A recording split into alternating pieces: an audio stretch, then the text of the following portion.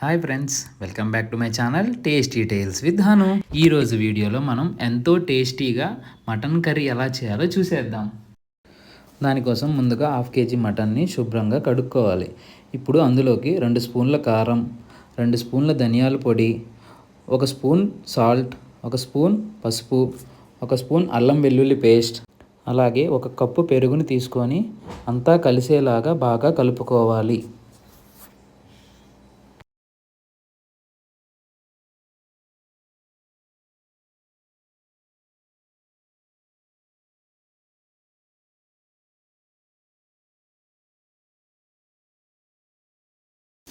ఈ విధంగా ముక్కలకి బాగా కలిసేలాగా కలుపుకొని 1 గంట పక్కన పెట్టుకోవాలి.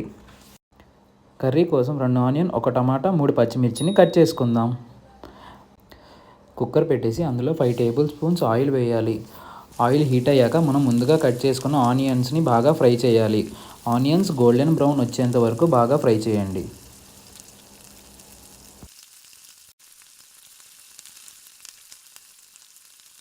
మధ్య మధ్యలో తిప్పుతూ ఆనియన్స్ని బాగా ఫ్రై చేసుకోవాలి. ఆనియన్స్ ఇలా గోల్డెన్ బ్రౌన్ వచ్చేంత వరకు ఫ్రై చేయండి. ఈ ఫ్రై అయిన ఆనియన్స్లో ఒక సగాన్ని తీసుకొని మనం పక్కన పెట్టుకుందాం. ఎందుకో చెప్తాను, వెయిట్ చేయండి. ఇప్పుడు మనం 2 చెక్క, 4 లవంగం, 2 ఇలాచీని తీసుకొని బాగా ఫ్రై చేయాలి.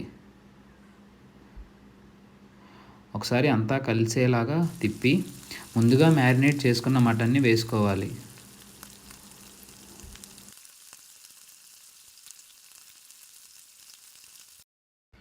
మటన్ని బాగా కలుపుకొని ఇప్పుడు మనం కట్ చేసుకున్న పచ్చిమిర్చిని వేసుకోవాలి.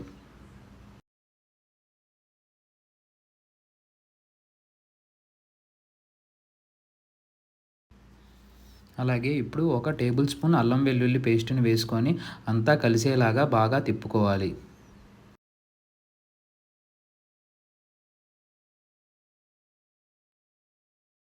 ఇప్పుడు మూత పెట్టుకొని మటన్ని ఒక 10 నిమిషాలు ఉడికిద్దాం. ఇప్పుడు మిక్సీలోకి మనం ముందుగా తీసుకున్న ఫ్రైడ్ ఆనియన్స్, వాటితో పాటుగా 5-6 జీడిపప్పు పలుకుల్ని తీసుకొని కోర్స్గా గ్రైండ్ చేసుకోవాలి. అలాగే ఇప్పుడు 1 టమాటా వేసుకొని మెత్తటి పేస్ట్ లాగా మిక్సీ పట్టుకోవాలి.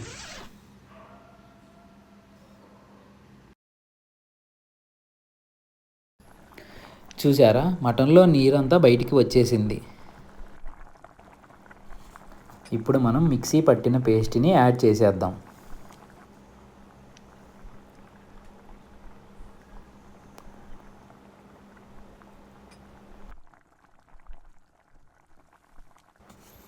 పేస్ట్ బాగా కలిసేలాగా చక్కగా తిప్పుకోవాలి.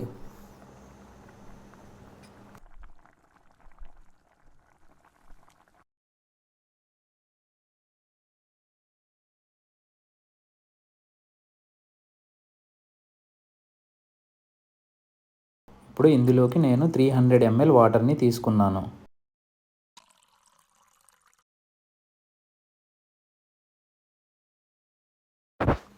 మీ టేస్ట్కి తగ్గట్టు స్పైస్ కానీ సాల్ట్ కానీ ఈ స్టేజ్లోనే మీరు అడ్జస్ట్ చేసుకోవచ్చు.